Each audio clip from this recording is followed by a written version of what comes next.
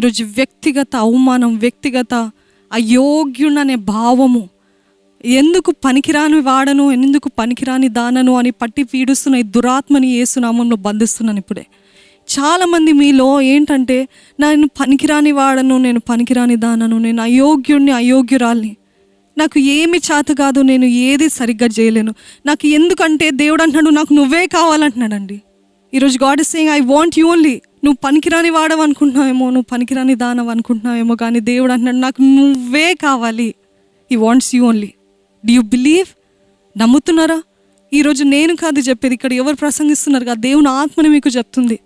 దేవుని ఆత్మని మీకు చెప్తున్నాడు ఏంటిదంటే, మీరు ఎంత పనికిరాని అయోగ్యమైన భయంకరమైన గతం కలిగి ఉన్నా కానీ, భయంకరమైన జీవితం కలిగి ఉన్నా కానీ, మీరు నా దగ్గరకు వస్తే మీరు నాకు కావాలి.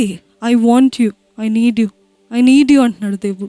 గమనించండి, నాకు ఆశ్చర్యకరమైన రీతి ఒకటి ఏంటిదంటే, అంత భయంకరమైన పాపి అయిన దావీదు, వ్యభిచారి, అబద్ధికుడు, నరహంతకుడు, ఏ స్వభావాలు అయితే, ఏ పేర్లు అయితే అపవాదికున్నాయో, దావీదు అవే పనులు చేస్తాడు. నరహత్య చేస్తాడు, అబద్ధం ఆడాడు, వ్యభిచారం చేస్తాడు, మోసం చేస్తాడు.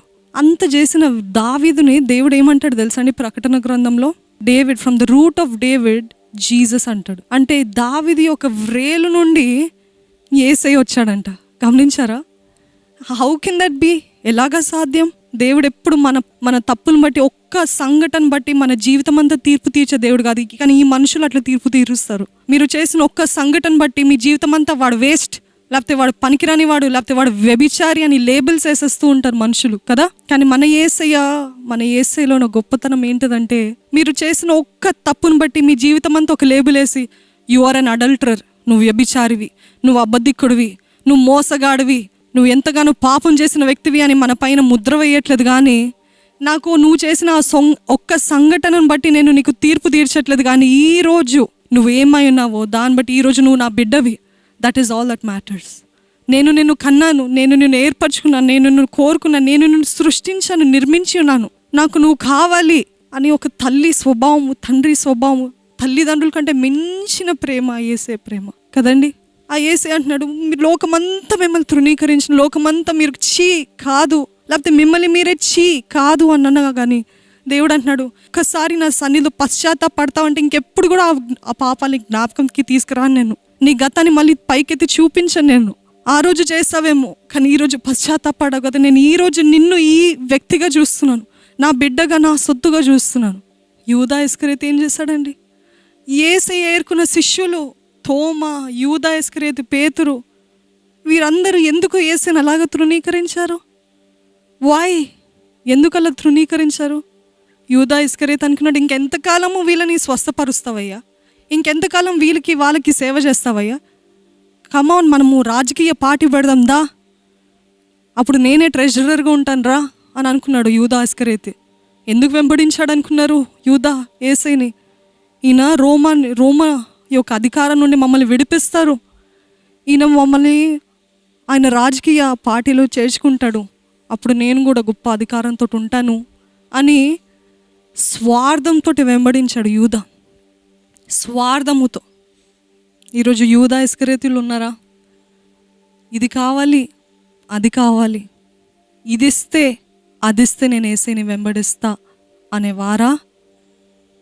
లేకపోతే యోహానులాగా ఏదేమైనా పర్వాలేదయ్యా, నేను నీతోటే ఉంటానయ్యా, నేను నీతోనే ఉంటానయ్యా. యూదా అడుగుండొచ్చు కదా, యేసయ్యా నన్ను క్షమించయ్యా, నేను విరోధంగా చేశాను అని అడుగుండొచ్చు కదా. ఆ సిలువ పైన ఎక్కిన యేసయ్య, తండ్రి వీరేం చేయించున్నారు వీరికి తెలియదు కనుక వీరిని క్షమించు అని అడిగిన యేసయ్య, సొంత శిష్యుడిని, ఆయన పిలుచుకున్న శిష్యుడిని క్షమించలేడు అనుకుంటున్నారా? కానీ యూదా అడగలేదు కదా, యూదా పశ్చాత్తాపడలేదు కదా. ఆయన మరణించిన తర్వాత ఈయన ప్రాణం తీసుకుంటే ఏంటి, దానికి అర్థం ఏంటి? ఆయన జీవంతో ఉన్నప్పుడే యేసయ్య బ్రతుకుండగానే, దేవా నన్ను క్షమించయ్యా, నీకు విరోధంగా చేస్తానయ్యా, నన్ను క్షమించు అంటే ఆయనకు ఒక నూతన జీవితం ఇవ్వలేడా యేసయ్య? ఈరోజు మీరు మరణించక్కర్లేదు మీ సిగ్గును బట్టి. యూదా ఎందుకు మరణించాడండి?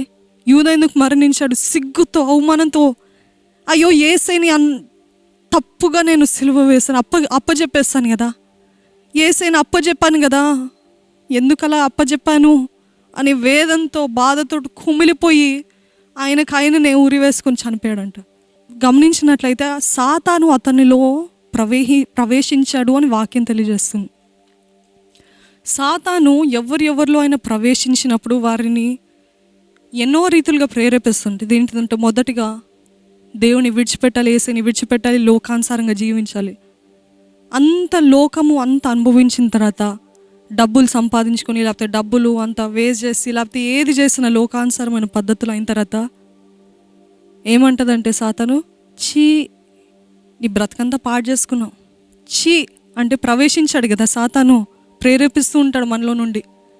యూదాలో ప్రవేశించినట్టు సాతాను ఈరోజు చాలామందిలో ప్రవేశించి ఎందుకు బ్రతుకుతావు, దేని గురించి బ్రతుకుతావు, దేవుని కోసం బ్రతకట్లేదు కదా నువ్వు, దేవునికి అసహ్యమైన కార్యాలు చేస్తావు కదా, మీ కుటుంబానికి వ్యతిరేకంగా అసహ్యమైన కార్యాలు చేస్తావు కదా, వై షుడ్ యూ లివ్ అనేటువంటివి మీకు వినిపిస్తున్నాయండి. సాతాను ప్రవేశించాడు, జాగ్రత్త. సాతాను ప్రవేశించాడు, జాగ్రత్త. వాడిని పారద్రోలండి, యేసయ్యకి లోబడి సాతాను ఎదిరించండి అని వాక్యం తెలియజేస్తుంది. ఈరోజు మరణించు, లేకపోతే ఆత్మహత్య చేసుకో, లేకపోతే నిన్ను నీవు హాని చేసుకో అని చెప్తున్నాడంటే అది యేసయ్య కాదు. యేసయ్య ఎప్పుడు కూడా మిమ్మల్ని హాని చేసుకో అని చెప్పడండి. గమనించండి, దేవుడు ఎప్పుడు కూడా మీరు ఇది కట్ చేసుకోండి లేకపోతే మీ ప్రాణాన్ని నాకు అర్పించండి అని అనలే, అది సజీవ సాక్షులుగా బ్రతకమని దేవుడు చెప్పాడు. ఈరోజు మరణించు, చావు, లేకపోతే హాని చేసుకో అంటున్నాడు. అంటే సాతాను మీలో ప్రవేశించాడు. దయచేసి దేవునికి లొంగి దేవునికి సమర్పించుకొని అపవాదిని ఎదిరించుడి, అప్పుడు వాడు మీ దగ్గర నుండి పారిపోతాడు అని ఉంది వాక్యం. దేవునికి లోబడకుండా మీరు అపవాదిని ఎదిరించలేరు. దేవునికి లోబడకుండా మీరు అపవాదితోటి పోరాడలేరు. మొదటిగా దేవునికి సమర్పించుకోండి. దేవా నేను నీ దగ్గరికి వస్తున్నాను. సమర్పించుకోవడం అంటే చాలా పెద్ద పదంగా అనిపిస్తుందండి మీకు. సమర్పించుకోవడం అంటే ఏం లేదు, యేసయ్యా ఇదిగోనయ్యా ఉన్న పాటున నేను నీ దగ్గరికి వస్తున్నానయ్యా, నన్ను క్షమించయ్యి, ఈ అపవాది నుండి నన్ను విడిపించు అని ఒక్కసారి ఎలుగెత్తి ఆయన సన్నిధిలో మొరపెడితే చాలు, ఆయన విడిపిస్తాడు. ఆయనకేం పెద్ద ప్రార్థనలు అక్కర్లేదు, ఆయనకేం పెద్ద పదాలు వాగ్దాట అక్కర్లేదు.